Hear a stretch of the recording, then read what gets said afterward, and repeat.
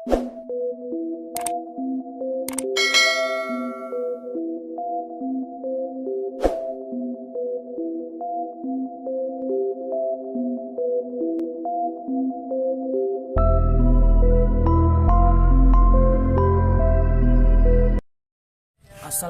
warahmatullahi wabarakatuh. Di sini saya akan menjelaskan sedikit atau secara singkat tentang tanah kafling. Mau tahu seperti apa tanah kafling ini? Saksikanlah secara singkat penjelasan dari saya ini. Tips membeli tanah kafling. Tanah kafling itu adalah tanah yang sudah dipeta-peta tapi ada sertifikatnya. Seperti contoh di desa saya di Provinsi Riau ini, nampak di belakang saya ini itu adalah tanah-tanah kafling yang sudah dijadikan pohon kelapa sawit. Karena di Provinsi Riau ini sendiri masih banyak tanah-tanah yang masih menjadi buruan bagi orang-orang untuk membeli tanahnya atau ingin membeli tanah di daerah sini. Dan ini juga dan yang saya bahas ini menyangkut tentang mata kuliah agraria. Pertama, untuk membeli tanah kafling yaitu harus melihat sertifikatnya. Itu jelas atau tidak sertifikat tanah hak milik yang punya kita miliki. Misalnya nih, saya ingin menjual tanah saya tapi harus ada sertifikatnya. Itu pure punya saya sendiri.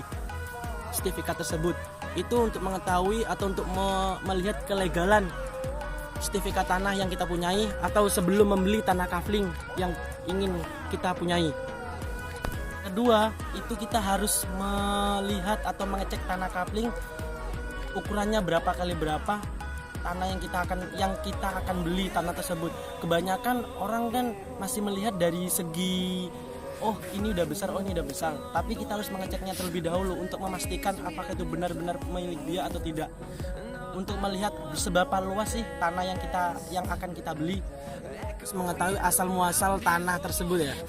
Untuk memastikan jangan sampai kita membeli tanah bekas tempat sampah atau tanah kuburan, karena tanah tersebut itu kan bukan tanah yang untuk diperjualbelikan, itu kan tanah umum gitu loh, dipergunakan. Contohnya seperti makam itu kita misal punya tanah itu kita wakafkan, terkadang ada orang seperti itu. Tapi lebih baik kita membeli tanah itu tanah bekas pertanian, seperti bekas kita nanam sayur-sayuran, nanam padi atau hasil perkebunan yang lainnya.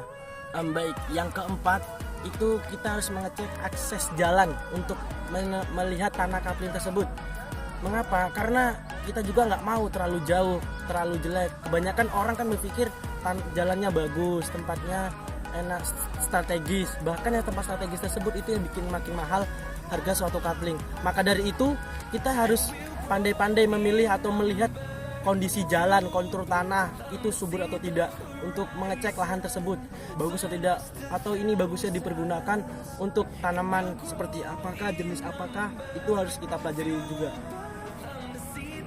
Baik, yang kelima yaitu posisi atau lihat lingkungan, kita lihat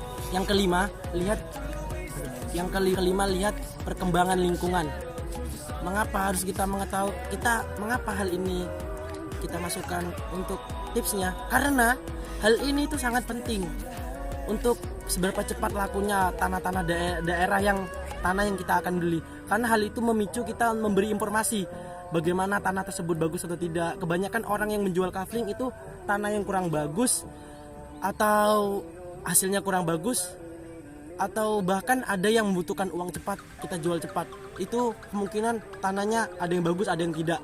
Karena orang menjual itu berbeda-beda. Untuk membeli suatu tanah atau untuk membeli suatu tanah ini, kita harus melihat kondisi-kondisi sekitar kita. Apakah itu bisa memberikan informasi yang cukup untuk kita membeli tanah ini. Jangan sampai kita membeli tanah ini rugi, atau membeli tanah kafling ini dengan harga yang mahal tapi tidak bisa menghasilkan apa-apa. Itu sangat disayangkan sekali. Yang keenam yaitu antisipasi bahaya yang mengintai, seperti jalan pipa gas, tanah pipa gas. Karena di Provinsi Riau ini itu kafling atau tanah kafling itu di bawah tanahnya itu adalah aliran pipa gas, jalan pipa gas. Ada yang jalan pipa gas dan jauh dari potensi listrik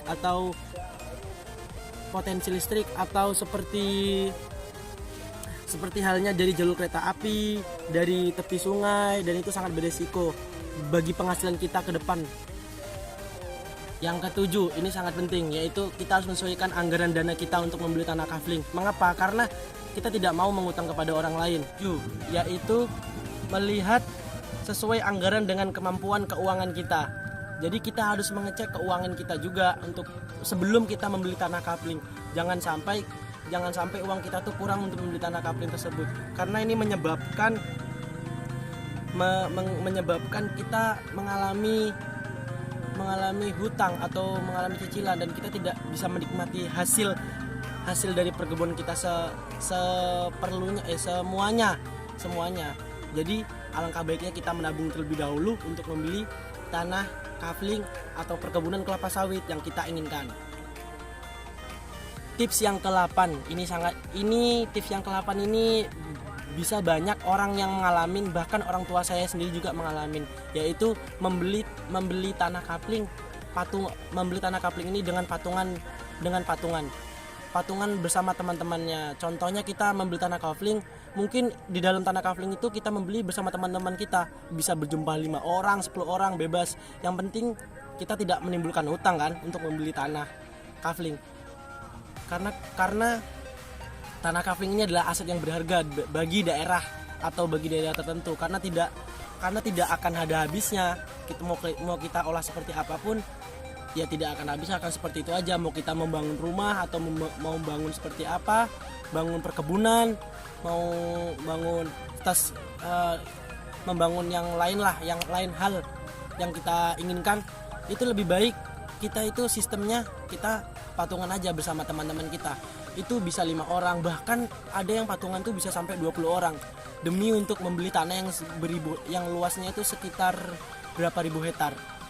Dan maka dari itu kita untuk menghindari hal-hal yang kita tidak inginkan atau meminjam kepada rentenir atau mengurangi riba, lebih baik kita menggunakan sistem patungan. Itu lebih aman dan lebih terpercaya. Hanya ini yang dapat saya sampaikan. Semoga ini bermanfaat bagi yang melihatnya. Dan saya akhiri, wabillahi taufiq wal hidayah. Wassalamualaikum warahmatullahi wabarakatuh.